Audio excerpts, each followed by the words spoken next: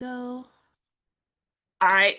The Atlanta Black Chambers really has really been looking at making sure that our membership has a lot of value. So if you haven't checked into your member benefits lately, please check into that. And that looks like, for example, we've got at the Commerce Club, we have a reduced fee membership through. So if you wanted to take clients there, if that is a place that you've always wanted to add to the availability of spaces that you could introduce people to, host clients, host potential clients.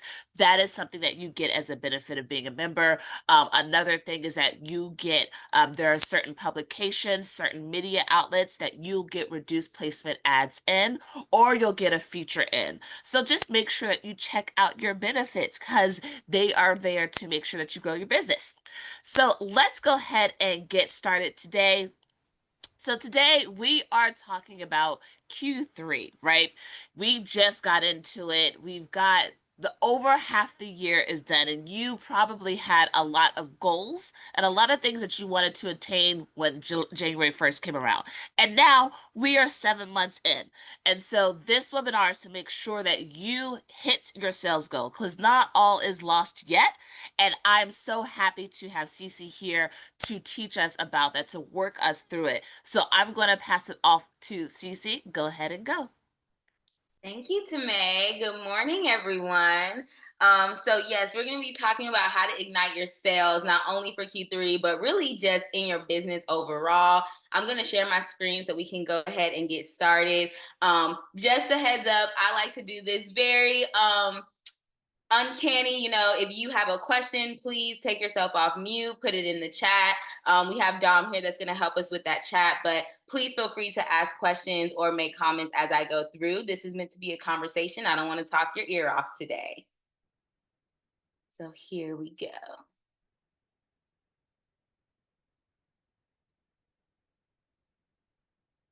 All righty. Tamara, are you guys able to see my screen? Yep, we're good to go. Perfect, perfect.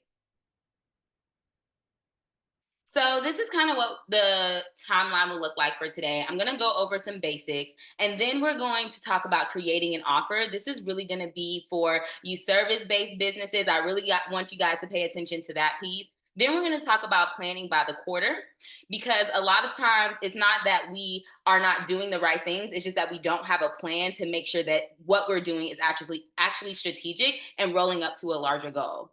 Then we're going to talk about how to create a sales process, because that is something that a lot of people stray away from, but it is really going to be the pipeline of your sales. And then we're going to talk about some fun stuff like sales techniques that you can use in Q3, Q4, and even in 2026. Alrighty, so I'm going to be giving away a lot of good information today, as well as a lot of good promos. I got some promos for you guys. So if you want the deck, so that you're able to review this information, but also take advantage of those promos that I'm going to give out, you can scan this code. Dom is also going to drop a link to the form that you can fill out, and you will receive the deck between today and tomorrow after the webinar. Now, a little bit about Robinson Productions. So, we are a full service marketing company. We help businesses like all of you curate and execute your marketing strategy. So, that means if you need help with your website, SEO, social media management, email marketing, we help you with all things marketing. If you're like, hey, Cece, I don't even know where to start, like, I don't even know what to put in the plan, we help you with that as well. And then we also help you with the execution. Now, who am I and why should you believe me when I talk about all things marketing and sales and advertising? Well, like I said, I'm Cece. I'm the founder of Robinson Productions, and I'm passionate about marketing. I've been doing it for over 8 years. I've worked with over 15 brands all over the world, in Australia, New Zealand, Europe, as well as several states across America. And I'm also a Georgia Southern alumni. So if we have any Eagles in the building, hey, how you doing?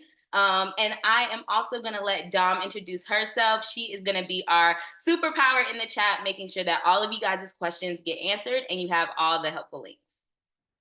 Of course. Thank you, Cece. Hi, everyone. I'm Dom. I'm a creative here at Robinson Productions. I'm big on just creativity, and my goal is to always bring out the creative aspect of any business. I'm also into the art of storytelling and just strategy overall. I am big on artistic insight. So if you need an artistic insight, I'm your girl. So ask for questions, links, take a look at the chat. I'll be dropping stuff periodically as Ceci speaks. Even if you have questions, don't be shy. Come off mute, put it in the chat. I got you guys. Thank you, Dom. All right, so let's get into it. We're going to get straight into it. Before we start talking about sales strategies and techniques and planning and all of that, I want us to really understand the foundation of sales, marketing, and advertising. I'm going to use an analogy here, and it's going to be a garden. I want you to think of your seed as your business as the seed. Your business is the seed. And what does the seed need to grow? It needs water, sunlight, and soil. It has to have water, sunlight, and soil. If it has soil and water and no sunlight, it's not going to grow. If it has sunlight and water and no soil, it's not going to grow. Your business is the same way. You need sales, marketing, and advertising to grow your seed. So let's talk about like what's the basics of sales, marketing, and advertisement so we can understand how these techniques work together. So your sales is going to be the process that guides a cold lead to actually purchasing with you. It is the process that you take someone who has no idea who you are to actually purchasing your product. I like to think of sales as like a combat sport, right? Like you're actually getting in, talking to people one-on-one. Your marketing is going to be like your one-to-many. It is the way that you leverage communications and experiences to draw the right people and keep them coming back for more. So sales is going to get them to buy from you one time. Marketing is going to keep them buying over and over and over again. So what do I mean by communications? Social media, email marketing, SMS marketing, the text on your website, your messaging. What do I mean by experiences? So experiences can range. You can have experiences like networking events. This workshop is an experience. You're experiencing my expertise. You're experiencing my personality. And then you kind of decide, oh, I like Ceci, or maybe, I'm not your cup of tea. I don't know. But that is how you create experiences. On a grand scale, you could think about like the Coca-Cola factory, right? Their main goal is not to sell Coca-Cola at the Coca-Cola factory. It's to bring people in, create an experience, create a connection between the Atlanta community, people that travel to Atlanta, and Coca-Cola as a brand. Then we want to look at advertising. Now, advertising is leveraging different types of media to promote your business to people that you don't know, right? So this is really what helps you grow your brand awareness to make the marketing work. A lot of people skip the advertising because it is a cost to advertising, but it is so important because that's how you get yourself in front of people that otherwise would have never heard of your brand. You can't keep marketing to the same 100 people. They're not going to just, get you to $1 million business, right? We got to expand our horizon to make sure that we're reaching as many people as possible. Some of the ways that you can do this that is more modern is influencer marketing or social media, like Meta ads, TikTok ads. You can also use streaming services, which is not something I listed here, but like Paramount, Hulu, you can run commercials. You have Google ads. You also have TV commercials, which is kind of your more traditional advertising. And then you have radio and print. So again, advertising is getting people that have never heard of your name before, never heard of your business to say, oh, what's that? What's that business? Let me look into that a little bit more. Now, again, you need all three of these to grow your seed. So I'm going to show you how they do the tango together. Advertising increases your audience. Marketing is going to nurture them. They're going to throw the events for them. They're going to make sure they have the cool, nice lead magnets. They're going to make them feel nurtured and ready to buy. And then your sales is going to turn that already nurtured audience into a customer. Marketing is going to come back in and make sure they stay a customer for life. So that's how these three work together. And we're just going to talk about sales today, but it is really important to understand that all three of these are necessary to create a lead generation funnel and engine for your business. I also want to say, because Tamay and I were just talking about this earlier this morning, sales is not something that you do when your business is not making money. It's not something that you do when you're like, okay, I've hit a plateau, let me go out and sell. Sales should be something that is incorporated and woven into your daily, weekly, and monthly routine. We're going to talk about how you can do that with your quarterly plan, but I really want you guys to remember that, because sales is the long haul game, right? You don't kind of, oh, I'm going to do sales when we're not making any money, and then I'm going to stop when we are making money. That's not going to create a sustainable engine for your business. Now, since we're talking about sales, let's talk about the 4 things that you're going to need. You're going to need a CRM. You're absolutely, positively going to need a CRM. Google Workspace. Now, I know I probably have some people in here that are diehard Microsoft fans. Whether you have Microsoft or Google Workspace, it really doesn't matter, but you do need one or the other. You need one. At gmail.com is not going to work. It is not going to scale your business. You need a domain, and you also need a Power Engine workspace for you and your team. You also need sales tracking features. Now, the CRM that I'm going to show you today actually has these features within the CRM, but you can also do this on something like an Excel sheet or a project management tool as well. Then we're going to need a plan, and we're going to talk about how you're going to create your plan to make sure that you are executing in a strategic way. Because again, when you fail to plan, you are planning to fail. Now, we're not going to get into CRMs too much, but I do want to show you guys 15X. So 15X is a powerhouse CRM tool, you guys. You can do anything from invoicing, emails, SMS, landing pages, websites, forms, calendar links. I'm probably missing like 10 other features that you're able to do in 15X. It is a great tool for small businesses because it's a CRM plus so much more. Now, if you are a product-based business, especially if you use Shopify, we would also suggest Klaviyo. And that is because they have a very seamless integration with Shopify. So if that's something that you want to use, it doesn't come with all the bells and whistles and features, but it does come with kind of like the basics, especially if you're a one-man team and you kind of want to do everything on your own and you also have a lot of products in your catalog. If you use any of the links that we send or codes, I believe you get a free trial with 15X, and I think you get some type of promotion with Klaviyo as well.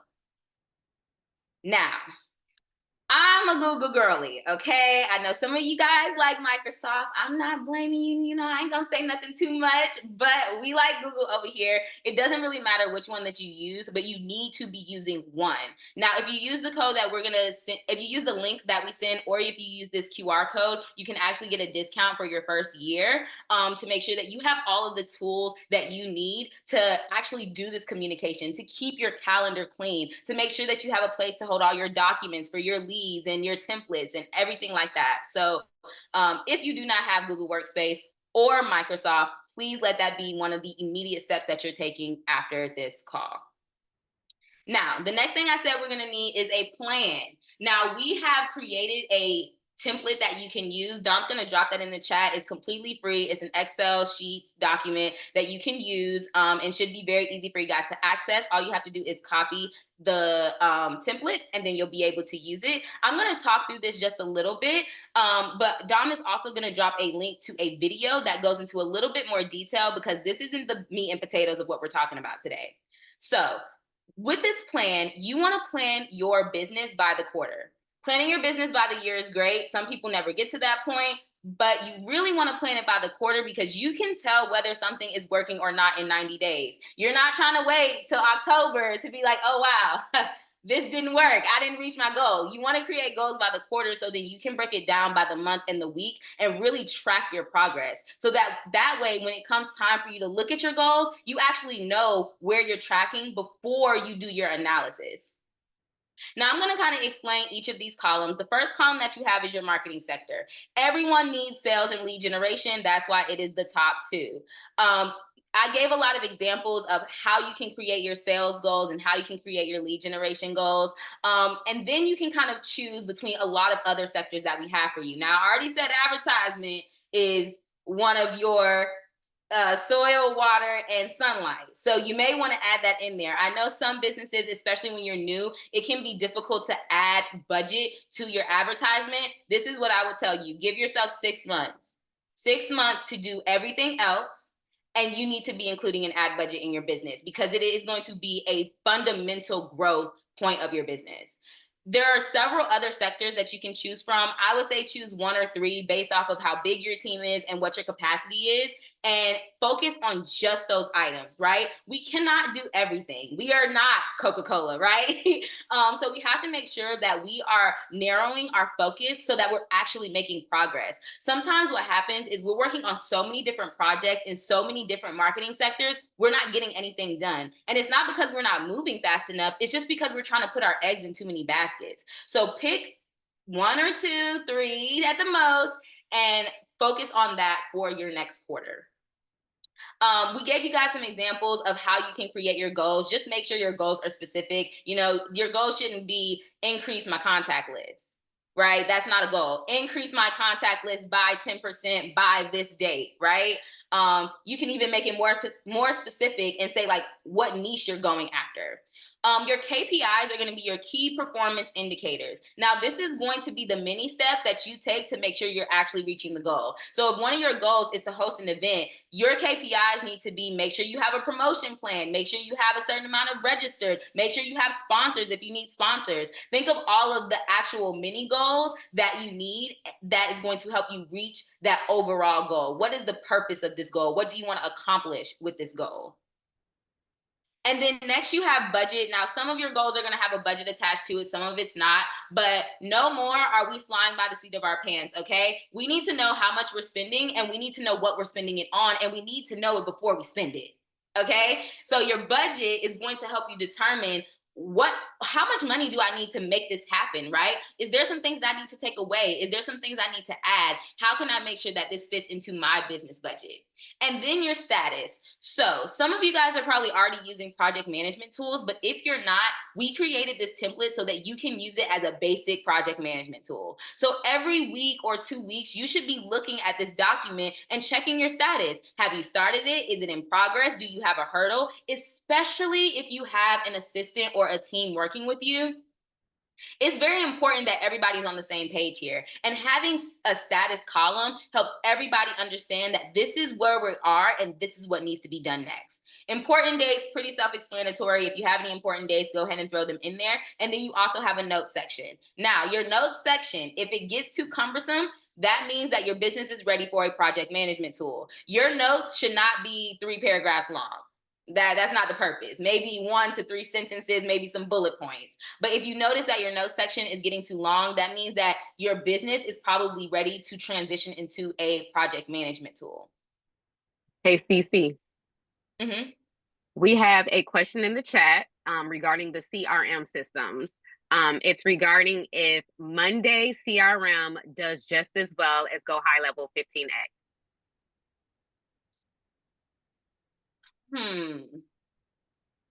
I would say that Monday.com has a great user experience. You can leverage more features in 15X Go High Level. You can definitely leverage a lot more features with that. I think that Monday.com is a great CRM tool, but 15X has a lot of other features outside of the basic CRM. Monday.com is a great project management tool, by the way. All right, so that kind of led us into our question section. I have a few of these throughout the PowerPoint just to make sure that we're all on the same page. And if you guys have any questions, you don't have to wait to the end. So any more questions?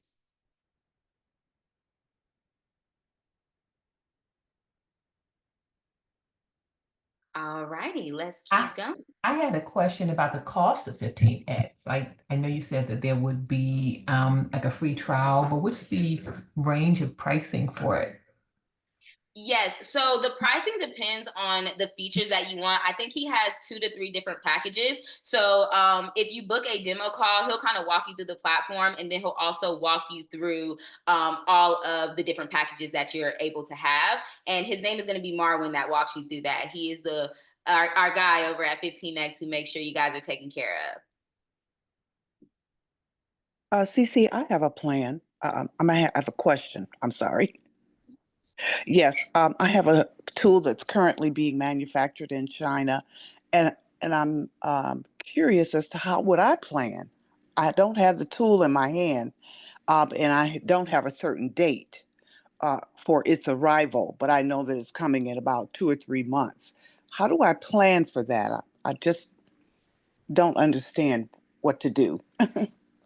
Yeah, and so this may be something that we do a consultation call for, because I just have all the Oh, ideas in my head of how we can bring this together. But I would really focus on a go-to-market strategy, and how you get your client base excited before the product actually comes. So it would be great if you had like some type of digital like a digital version that you could share. You can start posting on social media. You can start gathering your contact list. You can even start going to events and meeting people, telling people what's to come. Get them on your contact list, so that way, once your product is here, you actually have an audience to sell to. I think you're actually in a really great position, because oftentimes we create the business idea, we have the product, and then we're like, okay, how do we sell it? Where right now you can really start that pre-seed advertising and marketing, so that way once the product comes, you have an audience to actually sell to. okay. Thank you. Do you have your contact number in the chat? Yes, Dom, if you want to put the website in the chat, and then you can actually book a consultation on the homepage if you scroll down a bit. Okay, thank you.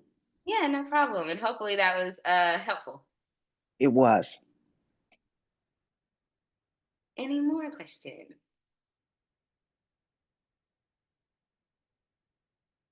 All right, so let's get into the meat and potatoes. Let's talk about sales. So the first thing that I want to talk about is creating an offer. The reason, and this is specifically for my service-based businesses, because oftentimes when we sell our services, we just do that. You know, I have HR services, I have marketing services, when we really need to create an offer, so that way our buyer isn't confused. If you don't have an offer, your buyer has no idea, like, what's your price point? What can I buy from you? Marketing services is so vague. HR services is so vague. Even business coaching, like, that's extremely vague, right? So we want to create offers that make it very simple for people to purchase our services. Now, you're going to do this in 3 easy steps. The first one is you're going to name your offers. So you're going to segment what are your actual services and what do you want to sell, right? I would say maybe pick anywhere from 3 to 7 offers. That's quite a lot on the 7 side if you have a team to actually promote that. But I would maybe just start with 3 solid signature offers. Don't spend too much time on the name. What you want to spend time on is defining what's included. You need parameters. People need to understand, what am I buying? So do you want to sell a specific course? What's the name of that course? What's included in that course? Do they get tangible items? Do they get digital products with that workshop, right? Or with that course? You want to make it very self-explanatory and almost in a bullet format of what is included in that particular offer. Then you want to set your pricing model. So you want to set your price, but then you also want to set the model for it. And this is, again, we do not want to do custom proposals unless there is a lot of money on the line, you guys. Custom proposals will find you in a spiral, okay? You will just be creating proposal after proposal after proposal. You want to give a scalable document. You want to create a sales sheet once you get all this information together that you can send the same link to every person, right? We have 3 tiers of our retainer services. It's very clear what's included. It's a set price for everybody. I'm not sending proposals, because you also have to think about, if you want to scale your sales and you're in a service-based business, you're probably going to have sales calls. And if you have a proposal with every sales call that you have, and you have 10 sales calls in a week, you're creating a lot of proposals. So you want to create a set pricing model, whether it's a one-time payment, a monthly payment, it's a tiered service, right? It's by the hour. You want to create a pricing model that fits every single customer that comes your way. Now, I'm not saying that this is a bulletproof answer and you're never going to have to create a custom proposal, because of course we have those one-off projects. But for the most part, you want people to be able to say, oh, this is what you sell, this is what I want, and I know exactly how much it costs. Here's my card, right? You want to make it that simple. You're not trying to have the conversation of, okay, well, maybe this could be the price. Let me get back to you next week. Let me get back to you tomorrow. Here's what we sell. Here's the parameters. Here's how much it costs. What about catering? So catering is where you can really maybe look at where you look at the pricing model. You probably want to do it per person. One of the things that I like to do in industries is I like to see what other people are doing. A lot of times we want to reinvent the wheel, and that's not necessary, you guys. Some of the biggest millionaires have just regenerated the same wheel. So what you can do in market research is you can actually, I would pick 3 different other catering companies, and I would do a mock like sales process, honestly, so you can see exactly what their sales process is, but also see what their pricing model is. Because what you also want to know with your pricing model is, am I in market? Is my price way too low? Like, are other people charging way more than me? Is my price way too high? Are people charging less than me? Is there something else that I can include that makes me a little different? So I would really look into maybe 3 other catering companies and see how their pricing model is, but I would probably think they're doing it by the person. Yep, that's what Chef Katura said. She does it by person. We have one more question for you from Amma, that inclusion lady. Question: with pricing, when do you have the conversation about their budget? Asking because she owns a leadership training and development company. Okay, so we going a little off script. That's fine, because that was an amazing question. So what I usually do in my sales call is I have a form that they don't see that I'm filling out as I'm talking to them. One, because I like systems. We have to be doing the same thing over and over and over again so that we can see what's working and what's not working. If I'm doing something different every sales call, I have no idea how to improve my conversion rate because I don't know what's working and what's not working because I haven't done the same thing enough times to figure that out. So one of the things that I do is I have a form that I use and I ask them a list of questions. Before I show my sales sheet, I ask them what is their budget, and their budget helps me lead that sales conversation. When I pull up the sales sheet, it already has what our packages are and what the price is. So it makes that sales conversation a lot easier, especially if you're not a salesperson, you guys. What's your budget? That pricing conversation can feel very icky, right? So one of the ways that you can make it so simple for you is just have it up on the screen. You're literally just reading from a screen now. Everybody can see it. It's written down. It's written in stone, right? And then you guys can kind of go from there. You can literally just read off your sales sheet rather than trying to it stops you from giving ad hoc discounts and makes you really think about like, oh, if you need a discount, maybe we need to go back and look at this. But also, like I said, it makes it super easy to just have that conversation based off of what their budget is. So maybe you have like high ticket items and then you have like a lower ticket item. So based off of their budget, you may give them like the lower ticket item or guide them towards the lower ticket item. I would also say, don't let budget stop you. Um, Working with projects is almost very similar to being interviewed as an employee, right? You hear so many times where people are like, oh, well, my budget is $50,000 when it's like the budget is actually $100,000, right? So take the budget conversation as a grain of salt and kind of stick to your price point and adjust as needed. They may come back and say, oh, that's too high, or they may come back and be like, here's our card, right? You never know. So don't short sell yourself. Thank you, Ceci. Any other questions on creating your offer?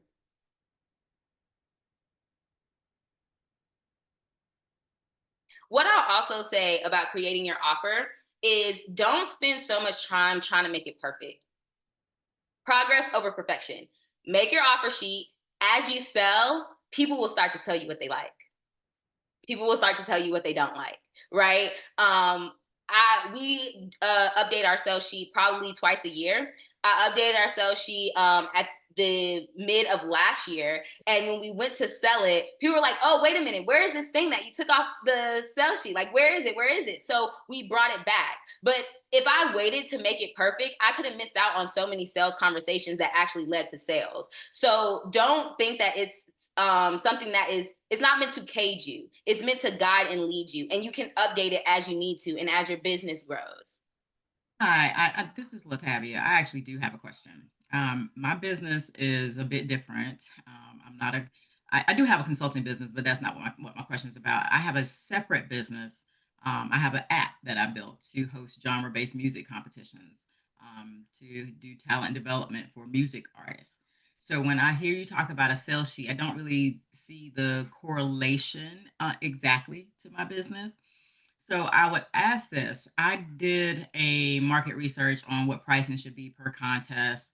Um, and I haven't sold anything yet. So I'm still new at this.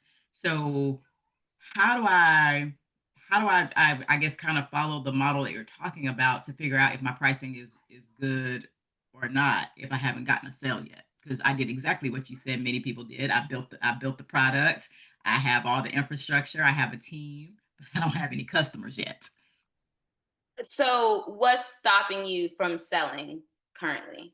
I don't have the audience. I know who my target audience is, but I don't have them yet. So that's the part where we're starting to do the marketing to go and get that audience.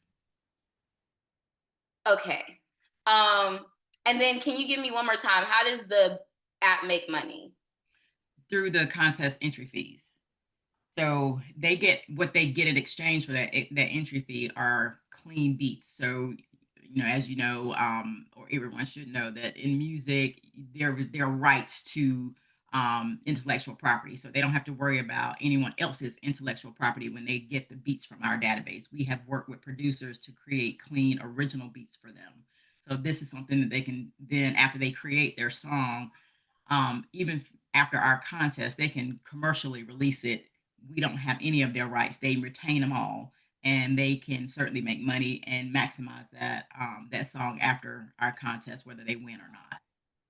Okay, okay. I love this. Two things. The first thing is everyone's sell sheet is gonna look different. It doesn't have to be like an actual PDF file. I would look at a company like Envato. I think it's Envato, and they sell like beads, photos, videos, different things like that. And I would look at what their pricing model looks like and other companies like that. And kind of base your pricing model off of that. I think with your business, you're not necessarily going to have a sales sheet because you don't do consultation calls, but you will have a website and you can still segment what that pricing is going to be so that it's still, I would probably say it's going to be like some type of tiered method where like better, best, better, good, better, best. I think that's probably going to be a model that you'll gravitate towards, but I would look at other companies and kind of see how they're doing it. And then I would say that if you have an audience problem, you have an advertising problem. So what you want to do is see how you can strategically gain more views in your world, get more people in your world. So I would look into influencer marketing. I would look into affiliate marketing. I would look into hosting events, right? Getting people into your world, maybe running ads to the events, getting people in the event and kind of sharing what this idea is, make it fun, make it exciting, but really find ways to kind of get people that you don't know into your world. Got it. And the best way to do that is through advertising. Thank you very, very much. No problem. And I'm sorry, this just came to me. I will also say like advertise to a marketing channel. Don't just advertise. So you don't just want to put up a billboard, right? You don't just want to run ads, but maybe you run ads to an event that you're having.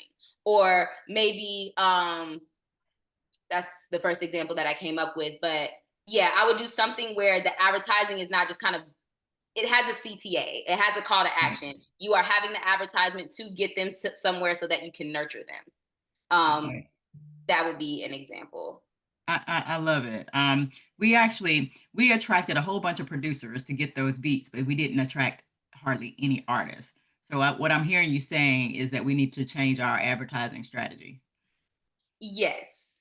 And I would definitely say, and the reason why I said events is because I feel like with music, it's a vibe, right? And even in the space that we're in today, after COVID, people like being in spaces with other people. And it's a great way to get people to like, know, and trust you in one setting. In order for people to buy from you, they have to like, know, and trust you. If you're doing all of that digitally, it is inherently going to take you longer.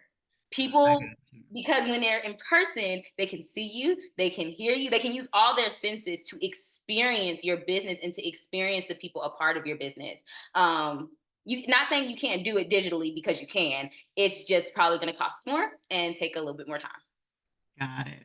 Thank you very much. Yeah, no problem. All right, so now let's talk about a sales process.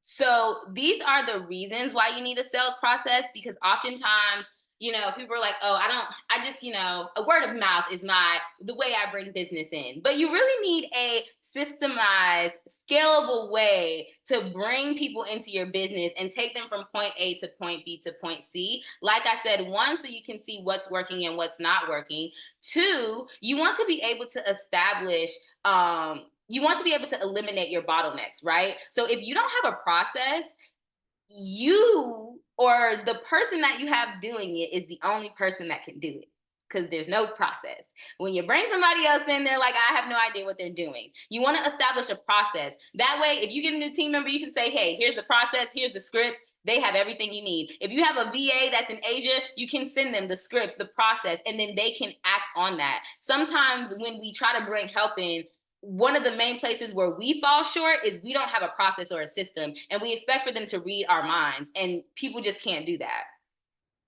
It also brings clarity and accountability to you and your team. So one thing with the sales process is you can actually see all of the leads that you have and where they are in the process. Where are they in the journey? And then that creates clarity of like, oh, we may have had this person that had a demo, right? But then they fell through. Let's give them a call back, right? You can see who's kind of dropped from the beginning to the end and kind of help get them to that end. And that also creates accountability as well, because now you're able to see, oh, we had 100 leads come through this month and we only closed 2. What happened there? Or maybe we had 100 leads this month, we closed 20. What happened there? How did we get that to happen? How did we make that happen, right? So that way you can repeat it and do it again. It also enables you to strategically plan how you're going to engage and re-engage your leads. So a lot of times I notice like people don't have scripts, and I love a good script because the words that you say matter. If you are on a sales call with somebody, you need to know what are the words that make people buy? What are the words that make people don't? That way you can enhance your process as you continue to sell. Let's go on to the next one. Ceci, we have one more question. We have a question from Sandra. Can you give an example of the steps in a sales process? Yes, I can. So I'm going to use a B2B service-based business. So the first piece of the process is kind of like your funnel, right? How do people come into your world? That may be through events. That may be through, and I think I actually have a slide on this. Let's see. I thought I did, but maybe I don't. Okay, I guess I don't. So I'll just kind of explain it. You have a funnel to bring people into your world. That could be events, that could be workshops, that could be ads. Then what is the next step for them to get from how they came in to a nurture, right? You're not going to go straight to a sell. You're not. You're just not. That's not how the world works. You have to nurture them first. Sometimes you will. That's based on luck or maybe how big your audience is, but you want to have some steps in for nurture. So maybe that first step is a consultation call, right? In that consultation call, maybe they don't buy, maybe they do. If they do, they went straight to the end. But if they didn't, you want to have another step that's a follow-up step. And maybe that's after 3 days. You may even make it more intricate where you follow up with them by email and by phone. What you'll notice in the 15X demo that Marvin will go over with you guys is you can actually create tasks in your process. So there's a feature where you can create a sales process and then you can create tasks. So let's say I meet with somebody in a consultation call and they're like, oh, I love this. I'll be ready to buy in October. I'm not going to remember that in October. Like, I'm on to something else. But if I don't remember, that means I lost the lead. What you can do in 15X is you can create a task that says, in their contact, call them about this is what they're interested in. Call them on this date, right? That way, when October comes, you're going to your CRM like you normally do. Oh, yeah. I need to call them back, right? They're still in that follow-up stage. Maybe if you follow up with them and they don't respond, in 7 days, you follow up with them again, right? You can even have a system where if you follow up with them and they don't respond, you pop them in an automation that just continues to run. It's 3 emails that they get, right? There's a lot of different ways that you can create your sales process, and each business is going to be different. But the purpose is to take them from step 1 to step 2 to step 3 to close, right? Close 1, close lost, because you want to know who booked, but you also want to know who didn't and why. Hopefully that explained it. I thought I had a slide on that, but I guess I didn't. And that was my way of kind of ad hocly explaining that.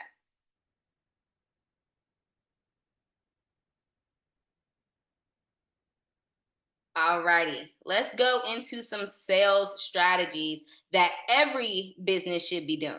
Okay. Ceci, we got another one. Yes. They're loving this. They're loving this. Okay, so Sandra said that was great. And then Majida asked, what automation systems do you recommend to execute this process? 15x. It can do everything, I'm trying to tell you. I also mentioned Klaviyo as well. So if you're a product-based business, especially if you use Shopify, like I mentioned, they have very seamless integrations. So you can actually create automations based off of the behavior that's happening on your website. So those are the 2 that I would use. And when you create an automation, you really want to you want to put yourself in the buyer's perspective, right? So an automation can be a combination of things. If you have an app, it can be an in-app notification. If you have emails, it can be an email. If you have SMS, it could be a text message, right? But you really want to determine like, what is going to make my buyer buy? That's the whole point. What's going to make my buyer buy?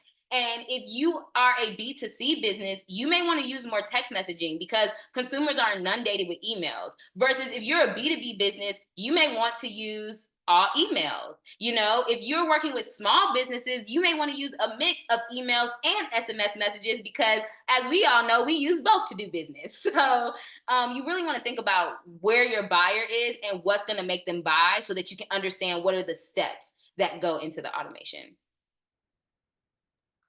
Thank you. Thank you. And then just another tip that we've done in the past. So one of the things that we've done is we put people in an automation, and then people that interact in the automation, we give them a call. So my team, we hate doing sales calls. We hate doing cold calls. We do not like cold calls. So we've created a way to make it a warm call, right? So instead of calling someone that's never interacted with you, that has no idea who your business is, you put them in an automation. If they open the email, give them a call. Say, hey, it looks like you were interested in this. I'd love to walk you through this.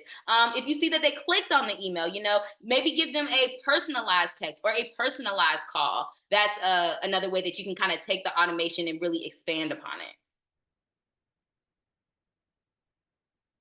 All right, so the first sales strategy that we're going to talk about is direct outreach. Now, this, I really like this method. It is cumbersome, but it does work.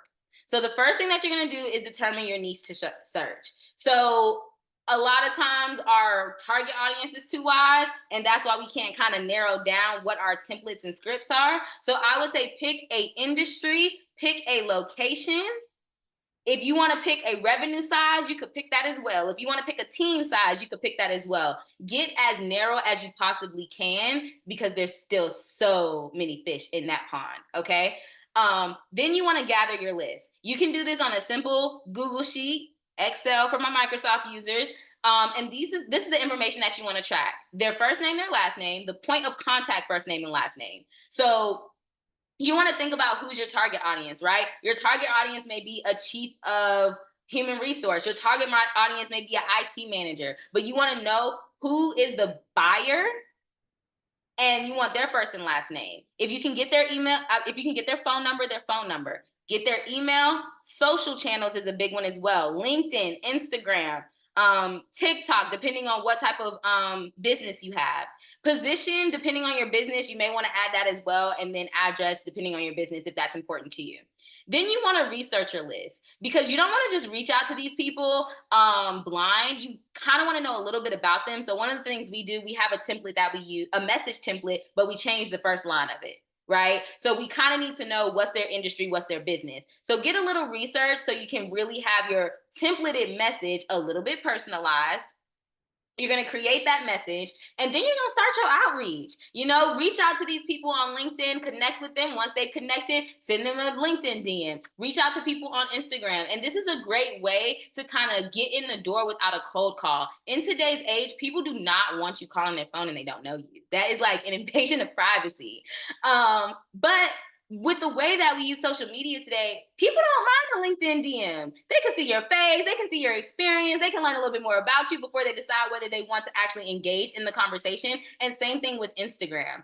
So keeping your sales process modernized as well is a good way to stay ahead of the game. And then pace yourself. So I would say try to do 25 to 75, depending on your capacity, a week. Do not leave this call and say, oh gosh, I'm pumped up, I am going to get 1,000 leads. You are going to be like the hare, and you are going to run out of energy. You have to be the turtle. You have to be able to create a system that is sustainable. Again, remember, this should be woven into your daily routine. I have an hour a day blocked off for just sales and pitching. That's not even including the sales calls that gets on the calendar. Right? So this is a long haul game. You want to make sure that you can pace yourself and do it consistently.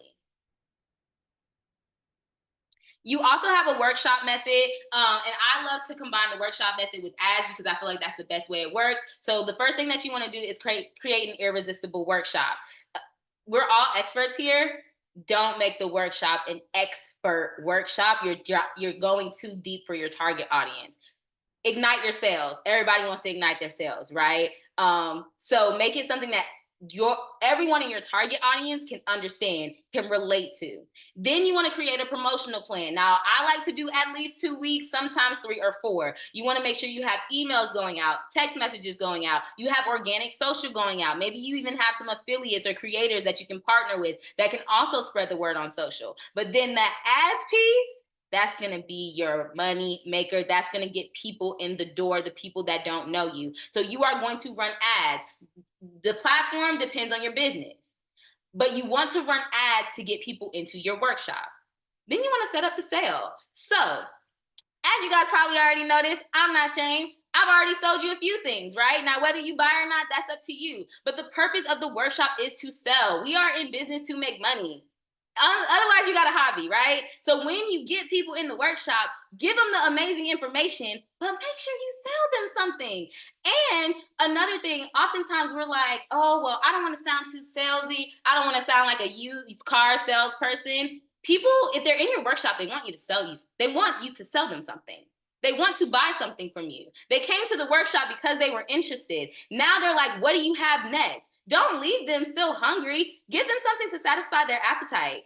Also, you don't want to just sell in the workshop. You want to sell after the workshop as well. Once you're done with the workshop, you're not done. You're not done just yet. You want to make sure you have a follow-up email, maybe even a follow-up text message. Once you send that email out, if you realize that people opened the email, maybe they clicked on the email and they didn't purchase anything, ring, ring, ring, call them up. Hey, Susie, how you doing? I saw that you were interested. Would you still like to purchase? I think this particular package would be perfect for you, right? We really have to step outside of ourselves and not be so nervous, and also create a process that is strategic and building off the relationship, right? Again, like I said, no one just wants you randomly calling their phone. But if you see me on the workshop and then you open my email and then I give you a call, you kind of know me a little bit. I also like to say you are competing with life, right? We are all very busy. It could be a busy mom who's opened the email and was like, I love this. I want to purchase it. Now the kids start screaming. Now they got to put the laptop down and go take care of the kid. That follow-up call may be the difference between the sale, because now they're back. You have their attention again. You gave them a phone call. Hey, just want to see if this is something you want to purchase. Keep the relationship going, even after the workshop. And the last thing that I'm going to talk about is attending events. Now, this is one of my favorites because I love meeting people in person. I'm just a very extroverted person. But I oftentimes realize a lot of us are networking, but we don't really know how to network. We don't really know how to attend a networking event or a business event. So this can go for your local networking event. This can go for a summit, an expo, etc. But you want to create a list of events to attend, right? And I would do a mix of free and paid events. You want to make sure that you have that mix, and you want to make sure that you create a list with intention. Don't just say, oh, I'm going to go to this event because it's on Tuesday and I'm free. No. Does this event have your target audience? Is this event going to profit your business in the end? Are you actually going to meet the people that you need to push your business forward? Your number one goal at the event is to get as many business cards as possible. You guys, I'm not even kidding. Before I go into a networking event, I sit in the car and I tell myself, your number one goal is to get as many business cards as possible. Notice how I did not say give as many business cards as possible, because you can't do anything when you give a business card. When you get a business card, you now have their information. You now can follow up with them. You now can put them in your CRM. You now can have them in a sales process. If you just gave somebody your business card and you didn't get any of their information, you kind of just gave away money. Like, you have no way to contact them afterwards. So make sure you get their business card as well. And the part that all of us know we need to do and we don't do it is the follow up. You have to follow up. And it is statistically proven that if you follow up within 24 hours, your response rate is higher than when you follow up after the 24 hours. So give yourself 1 to 2 days after the event to send a follow-up. And again, create that sales process. So maybe they don't answer that first follow-up. Maybe in 3 days you send another follow-up. Maybe in a week you give them a call, right? But you want to make sure that you're not just using the event in real time. You're able to leverage this event after the event is over. The magic doesn't happen at the event. You shouldn't be selling people at the event, right? You should be getting their information, seeing if there's synergy, and then build on that relationship after the event. Now, Ceci, what about those introverts out there who hate networking events?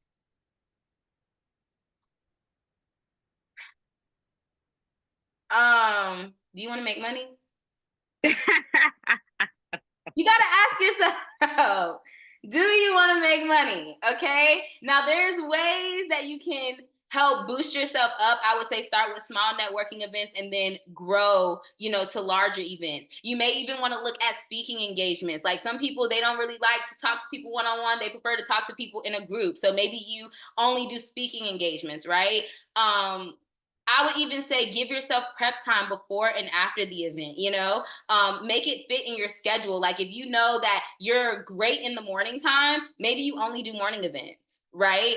I would say get an accountability partner, but in this entrepreneurship world, you got to be able to do it on your own too, right? So, yeah, get out there and it will come. I promise it will come. That first one, that second one, even that third one may be rough. It may be rough, but after you do it so many times, you're going to become a natural. Love that. Love that.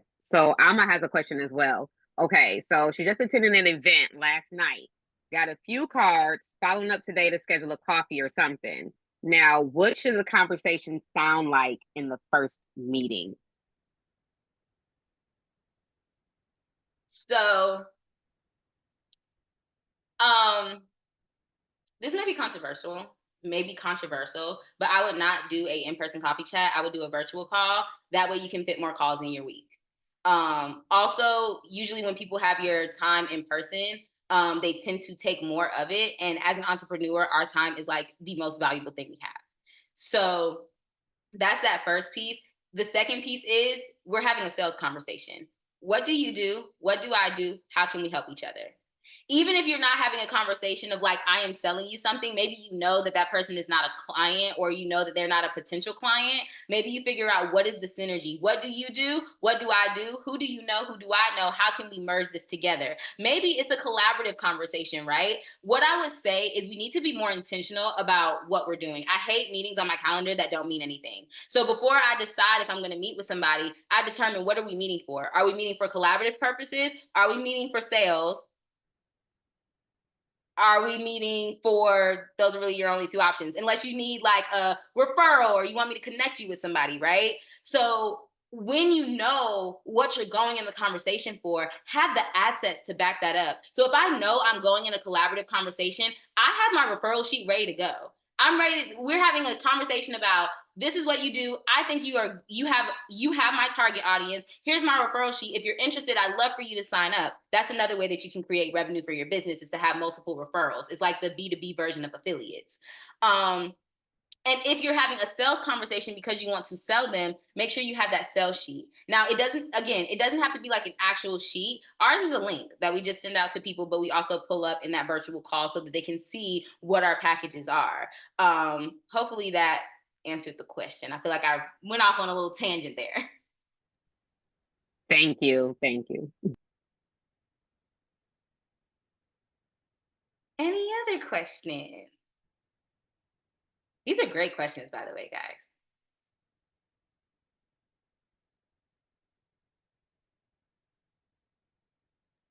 They said your answer was perfect. Oh, thank you. Thank you. Do you guys have any other questions on sales process, sales strategies, how you can implement this in your business, or anything else like that? There was a question a little bit earlier in the chat. I'm gonna make sure this one gets answered by you as well. This one's from Clothing Personality, excuse me. I'll be setting up a booth for the first time at a large event. I plan to use a salesperson to get customers to come to our booth. Now, my project manager asked, what should the salesman say? I'm thinking of doing a short sales script, or would a flyer be better? Okay, so first of all, congratulations. We love vending events, and I know that's a really big step, especially in events world. So congratulations for that. So while I kind of answer this question, I want to ask another question. Do you plan on having the salesperson at the table, or do you plan on having them working the room while you're at the table? Just so I can get clarity. They'll be working the room. Okay, perfect. So what I would do, I probably would give them like a light bullet script, and maybe do a what do you call it, like a run through with them. So get on a call with them before the event and kind of do some mock run throughs. But I would have them say, just, introduce themselves. They can go up to somebody, introduce themselves. Hi, how are you? Oh, this is my name. I am with this table. I'd love for you to come check us out. And whenever you can give some type of promo, that would be great as well. So if you could say, oh yeah, if you come check out our table, like we can give you a 10% voucher, or we can, any type of promo that you can give to get them to come to the table is really great. Don't give them the promo until they give you their information. It's an exchange. It's not a gift. Okay. So when they come to the table, you say, yes, you can get your 10%. Do you mind filling out this form? Do you mind filling out this sheet of paper? I will also say, make sure you do a follow-up email after the event. So make sure you can get as many emails, phone numbers as possible. And then after the event, I would do like a thank you. And if you have the same promo code for everyone, you can link that promo code again in your thank you email. Thank you very much. I do have a follow-up to that. Would you recommend doing commission-based, not sales, but, in terms of the salesperson, like, the more people they bring to the table, or the more people sign up, or, give us their email, you see what I'm saying? Or just do a flat rate? Does this person do more than sales for you, or are they just doing sales? I'm just bringing them on so far for this event, just because it's so large and there's literally, tens of thousands of people that are going to be there. But if they do very well, of course, I would keep them on, but I would also need to change the role, because, I don't know if I'm going to use them for just events, or if I'm going to use them for, just sales in general. Okay. So what I would do is I would give a flat rate fee with commission. So I would make the flat rate fee not as high, because they're going to get commission on top of that. But that makes sure, like, people need to be motivated, especially in this economy. So I feel like a flat rate fee can help get them coming, ready to go, energized. And then I wouldn't do commission off of the contact. I would do commission off of the sale for the next 30 to 45 days. So if you can actually tag those contacts when you put them in your CRM, and if they purchase something within that 30 to 45 day mark, you can be able to give them commission off of the purchase, not necessarily off of the contact. Okay. Yeah, that's what I was thinking. Mm-hmm. Okay. Well, we do have a few more questions as well. We have one from Charles, the realtor. As far as workshop goes, how do you convert more attendees into customers? Follow-ups. Follow up, follow up, follow up. Yeah. Put them in an automation or send them a follow-up email and then add them to your email list. Make sure you are sending emails, once a week is a great cadence. And I will also say having multiple events, I have learned really helped my business as well, speaking from a personal standpoint. That's why we're starting to get more into events, because what I noticed is that a lot of our people that purchase from us, they came to multiple events before they actually purchased. Again, people have to like, know, and trust you. Sometimes people come to one event and they're like, I'm sold. Like, here's my wallet, right? But sometimes people have to come to multiple events. But I would also say that follow-up is really important as well. So like I said, send them an email. If they open the email or if they click the link in the email, give them a follow-up call. Hey, I saw that you were interested. Do you want to get some time on the calendar so that we can chat about your, what's the next step? Perfect, perfect.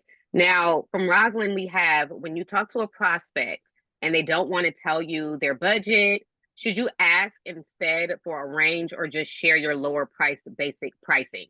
They're a grant writer and their customers range from not grant ready to ready for comprehensive grant writing. Okay. So I think I mentioned this a little earlier. The budget question, it's important, but it's not that important because my packages are my packages. Like, the offers are the offers that I sell. So you can ask the budget question. If they don't answer, you can say, okay, that's fine. I always urge people, like, it's important to have a budget just as a business owner, but I just still go into my packages and I sell them both. I sell them the higher tier and I sell them the lower tier and let them kind of pick which one they feel like is the best fit for them. And that's why I say a sell sheet is so important, because it takes a lot of that blurriness of the conversation out, right? Even if you tell me your budget, I have a sheet on the screen that shows the numbers, right? So you can kind of decide, do you want a lower tier? Do you want a higher tier? Don't automatically sell them a lower tier, because just because somebody said they don't have a budget doesn't mean they don't have money. They just said they don't have a budget. Some people don't even know what a budget like that should look like. So don't sell yourself short. Make sure you sell your packages the way that they are, and I would just sell both. Okay. Now, Matthew asks, what do your events look like and how much are you investing in them? Okay. Events can look very different depending on the event, depending on the budget, depending on the business. I would say for us, if we're doing like a networking event, because that's a lot of the events that we tend to do, we tend to just spend money on food. I usually partner with a venue so that cost is kind of taken away. So we really spend money on food and drinks for people to have, because people love food and drinks. I like to do goodie bags. I don't always do a goodie bag, but oftentimes I do, just because I think they're fun. I also think they create customer experience, but that's not really something you have to do. But we also have paid events. So we invest a lot more in those paid events. So for example, we did a content day where business owners could come and get content. So we had podcasts where they were featured on podcasts. So we had to pay the podcasters. We had to pay the creators. We had to pay a photographer, a videographer. I would say build as your budget builds. So when we first started, I was taking pictures on my phone. I don't even think we were taking pictures, right? And then we started taking pictures on our phone. And then we got a videographer who's also a photographer who's on staff with us now. So that's kind of the person that we just use. But work your way up, and leverage your community. Leverage your community, you guys. We have best friends, we have sisters. Hey, I know you're not a photographer. Do you mind coming to the event and taking a couple pictures? I'm sure someone in your community definitely wouldn't mind that, because that's very important, so that you can promote the next event and promote the experience.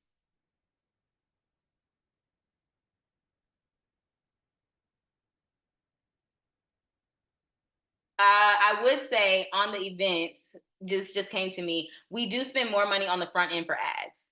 So I would say 95% of our events accompany with ads, because that's how you get people who don't know you to come into your world, right? And that's really what I want from an event. Like, it's great to have people there that I know they're going to come, like, that's amazing, but I want people that have never met me before. I want people that have never heard of Robinson Productions before, so that I can get them in the room. So that ads budget is going to be a big piece as well.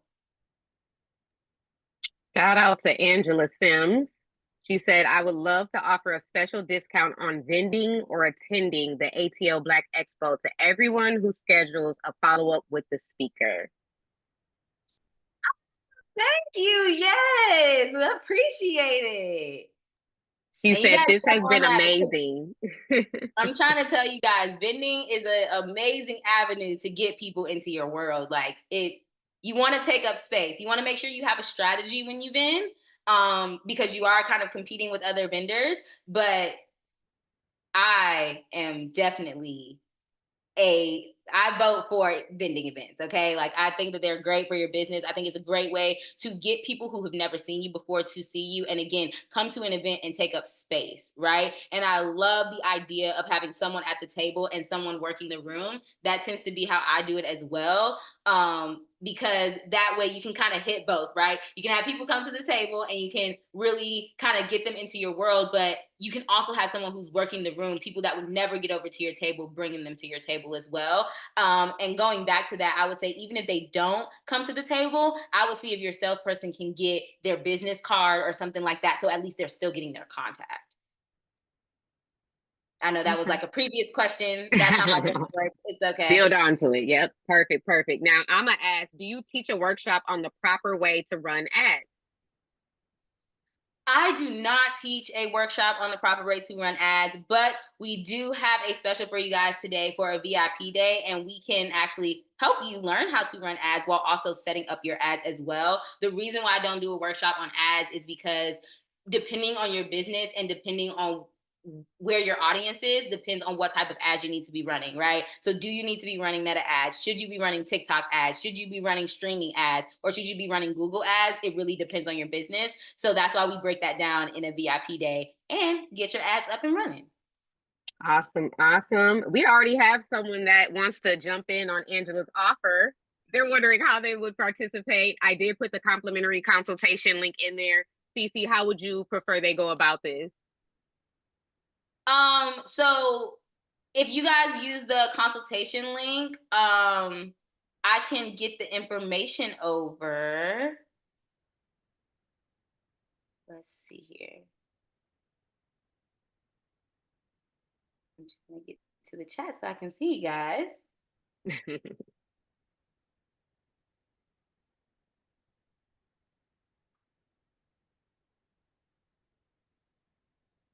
So maybe if you guys want to write done in the chat, that's how we can know that you booked a consultation. I think that's the easiest way to do it. Let's do it. Now, there's another question. Miss Clothing Personality, can we talk about finding a vending advertising company? The one she's found wanted $12K to $21K to rent booths. So vending prices vary a lot. They definitely vary. Google is a great Google is a great way to just find different vending events that are happening. I will also say getting on different emails lists and actually reading your emails. You guys, ABC has tons of event vending options. And if you read your email and just kind of take time to go through it, you can find a lot of maybe more affordable vending options. I know that Go Global conference is coming up. So you may want to check that out as well. But I would definitely say between Eventbrite and Google, you can find different events, and you can also find organizations. So another way that I do this is I am a part of a lot of different email lists. So that way, when an event comes up, I know about it because I'm already attached to their email list and they sent out an email to let me know. Yeah, I'm not sure you understood my question. Mine is I'm trying to I have a design for my booth and I'm trying to get the design built. Got it. That's what I mean by vendor advertising. Got it. Got it. Okay. And so you're looking for a cheaper option for the build? Yes. Book a consultation call with me so that I I can get done. Look, done. Yeah, it's hard for me to answer that question without seeing the build because there are Okay. like some workarounds. There's probably some DIY things that we can do. There's probably some alternatives that we can do as well. But I would need to see what the vision is so that I can Okay. understand the best way for us to do it. Okay.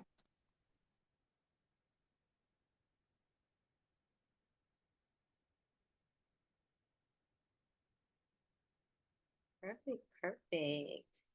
Any other questions? These are great, you guys. These are amazing questions. All righty. Well, again, if you want the deck for today, please go ahead, scan the code. I think Dom's gonna put another link in so that we can get this deck over to you guys so you guys have all the promo codes and all the information that you need to ignite your sales for H2 and beyond. And beyond. We can use these in 2026. I'm sure you could probably use some of these in 2027 too, if AI robots haven't taken over the world. Now, we also are giving you guys 25% off of any a la carte options, but I am highlighting our VIP days because that tends to be what the people like. And I think it's because, one, they're just super fantastic. So our VIP days are extremely customizable. They are either 4-hour or 8-hour sessions where we work completely on your business. You have a complete custom agenda before the actual day so that you know exactly what we're working on. And it's an amazing time. Like, we have had people rebrand in that time. We have had people plan their whole next quarter. We've had people create sales process, and it's really just a chance for you to find out what's next in your business and how to get there. We also give you a recap so you have all of the things that we covered, and we allow you to bring as many team members as you would like. So if you have a business partner, or if you have an assistant, or if you have a team member that you want to join you in this process, we highly encourage it, actually, so that you're not the only one intaking the information. It's kind of like doing and learning at the same time. So we helping you execute and we helping you learn at the same time. And that is 25% off if you book by Friday, and then you can use the code ABC Workshop. All righty. And I know we are coming up on time. So if there aren't any more questions, if there are, I'll stick around. But I do want to say thank you so much, ladies and gentlemen, for joining us today. And thank you for all your questions, because when you do a webinar and people don't ask questions, you're sometimes like, hello, is anyone listening to me? But I could tell y'all was listening today. Y'all was listening to me and each other. We had some great ideas from the audience as well. So I really appreciate it. And shout out to Angela again for giving you guys yet another promo to take advantage of today. Y'all are getting all the good sides. No, Cece, you are always amazing. When you're like, you want to present, I'm like, yeah, whatever you want to do, I'm good. I co-sign. And it's because of this. Like, it's always amazing. And before y'all leave, make sure you dropped your LinkedIn in the chat. Connect with each other. I know you're booking calls with Cece, and that's perfect and your next step. But also, there is a wealth of knowledge in the chat, and so you can connect with each other. Y'all get to know each other. That is why the ABC here is here. That's why the Atlanta Black Chamber is here, not only to educate you and give you that information and make sure your sales stay consistent, but also that you create a connection within the community. So you, at any point in time, if you need something, you know who to call. So drop those LinkedIn so we can all get to know each other. My name is Tame Shannon. I am chair of the MCAT committee. And so if you are like, oh, I want to do a webinar. Oh, I'm curious. If you are the marketing, communications, advertising, and technology, go ahead and hit me up. You can email me. I'm about to drop that. Or you can find me on LinkedIn. I am literally the only Tame Shannon. But I would love to work with you and make sure I can amplify your business. And I'm going to drop in the chat, if you didn't know, the Atlanta Black Chamber membership, there's a lot of great benefits. Not only do you get great education, but there's a lot of in-kind benefits that we have with different partners around the city. So that is something y'all got to do. If you're not a member yet, you should definitely join. But Cece, Ma'am, chef's kiss, given all the sauce, wonderful. I'd love to have you on here.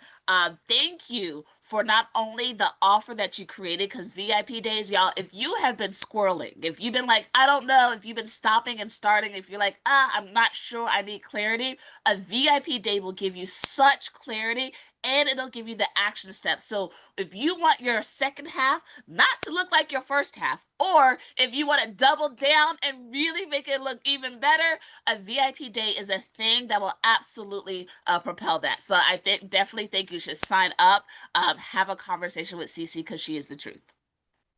Ceci, any last words for you? Well, thank you so much. I really appreciate it. And you're amazing tonight as well. And thank you for sharing some of those ABC benefits, because I don't even think I take advantage of all the ABC benefits. So I'm definitely going to be looking into that.